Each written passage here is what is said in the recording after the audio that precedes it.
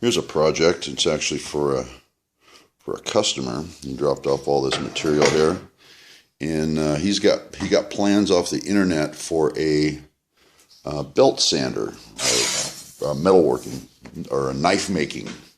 He is a knife maker, so he wants to make his own belt sander, and he hasn't dropped off the plans yet, but he did all his own research and went and he made his own cut list, and he went out and got all this material and brought it over.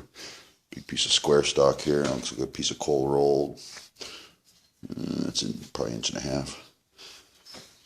And so I'm going to wait till he comes over and brings his cut sheets with him and start cutting this stuff up and drilling, tapping, milling, whatever he needs done to these pieces to get this thing put together.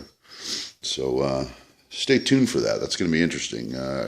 I told him to go to Tom Lipton's site over at Ox Tools and take a look at his belt sander, but he said he had drawings in hand and was ready to roll. So let's let him run with it, and I'll just stand here and cut, mill, drill, grind, weld, whatever he wants me to do, and we'll see how it turns out. But I'll update that progress as we get to it. All right. Thanks for watching.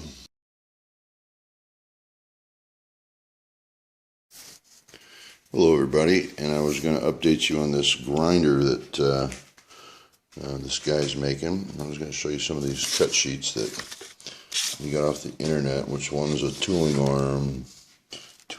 I guess that's a repeat. Okay.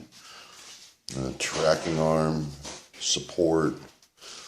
This is for a plate and mount. Grinder bearing mount, work rest, plate and attachment. And the cut sheets so far have been reasonably accurate. And this is what he's put together so far. It's been kind of, I still don't really understand what he's doing with it. It's just, we got it just short bolted together with some all thread just to see what it does. And we found a couple little mistakes. When you see a part for something, it doesn't indicate when there's a pair of parts like here and here. It doesn't say make one left, make one right. So we had to kind of decipher that. And these two little parts here get made in a left-right configuration. And this is on a pivot here that's supposed to be very tight, which it is. It actually just stays by itself. And there's a spring-loaded something or other that has to go in there. This is a rocker to tighten the belt. And like I said, we found a few errors. They tell you to mill these pieces down to 1.5 inches on the button, which we did, and then slip in a piece of cold roll here. But when you do that, the cold roll is not going to work because it's going to pinch the cold roll, because cold roll isn't, completely stable, and it's sometimes a little oversized, so it pinched it. And we ended up with having to make a little 22 gauge shim in between just to get the slider to slide. So you have to kind of decipher a few of the things. We've got some pictures that he took off the internet, and the different bearing mounts. That's kind of my upper thing. This is a tensioner setup that we're building for it. And see, here's the box that I just showed you where the cold rolled slides through, and then there's a lock right here. I believe that's for a tool rest. Plate and attachment. That still needs to get built. But that's our progress on the knife grinder, or the knife belt sander. So it's pretty unusual. I've never seen anything like that. But that's our progress for one day. Oh, here was a interesting thing. If you look down that hole, this hole here, and this hole here do not line up. And I don't know whether that was intentional. I'm going to try to hold it square. It's to the bottom of the hole. And that might be intentional for the tilt of the belt, for the belt tracking or something, but I'm not really sure what they were thinking there. Anyways, that's our progress. And I still have no idea what this thing's supposed to look like when it's done. He's the brains of the operation. He's putting all this stuff together. So I'll shoot some more as we go. Again, this is a belt sander for making knives. All right, thanks for watching.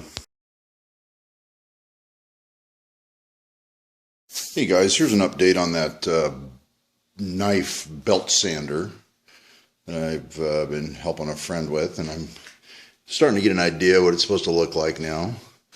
He actually bought these rollers. They were so easy to make. I can't believe he spent the money on them. But this just bolts to this rocker. There's a sleeve that I got to make to go in there. Then there's going to be a knob over here that tips this and adjusts the belt tracking. He got a handle here from McMaster car, and there's actually a gas strut that goes in here that with about 10 pounds of force that keeps tension on the belt. This thing's made for quick belt changes. And then the drive is down here, just 2 pillow blocks, and here's another pulley that he bought. These are crowned. I could have made these for him, but whatever. He spent the money, so.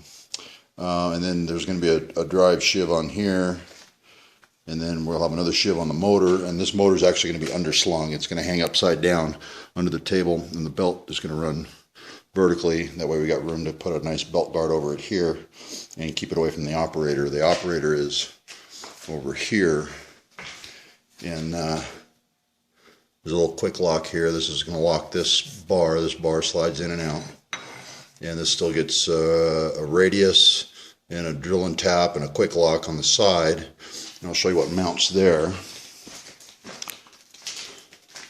It's this piece here. Kind of goes on here like that, and they can tilt it how they need it, and that's why they've got so much travel on that belt tensioner there. And this thing telescopes in and out, so they can always make the belt work no matter what. And there's still some tool rests and stuff I gotta build, but I was given he gave me the drawing, but he also gave me artistic license, and that's where the ball end mill came from.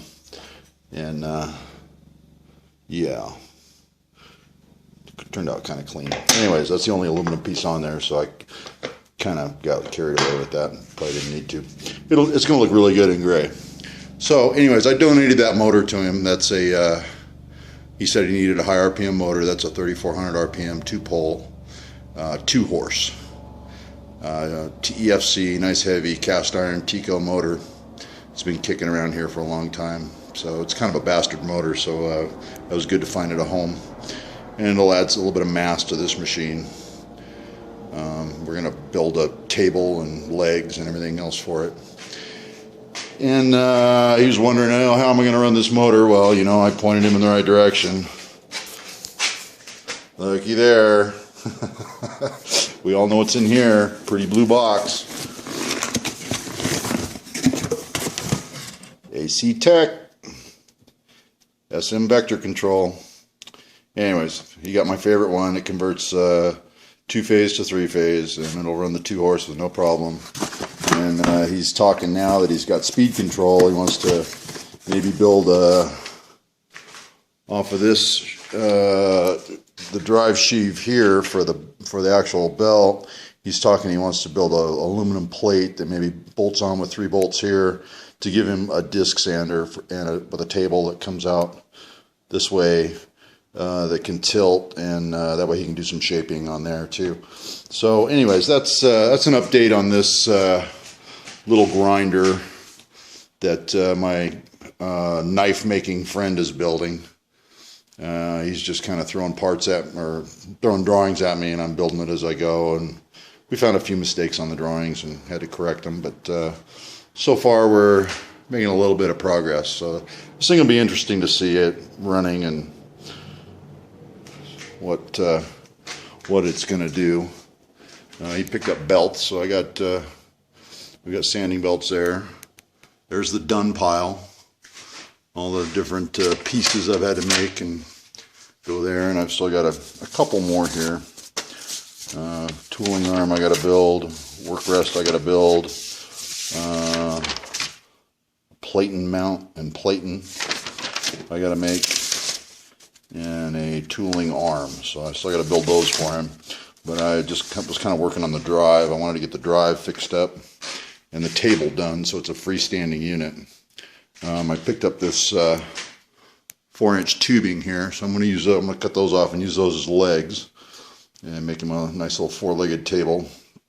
This is not going to be a light unit at all, so it's going to be kind of nice to have something with some mass so he can lean into it. He says he really bears down hard on his little Craftsman grinder, and it just bogs down and just doesn't have any power. I think we're building him something here that's got a little bit of grunt to it. So, all right. So that's the end of part 1. Part 2 is going to show some more assembly, probably the table, and we'll get it up and running and move on to our next huge embarrassing failure. All right, fellas. Thanks for watching. We'll catch you next time.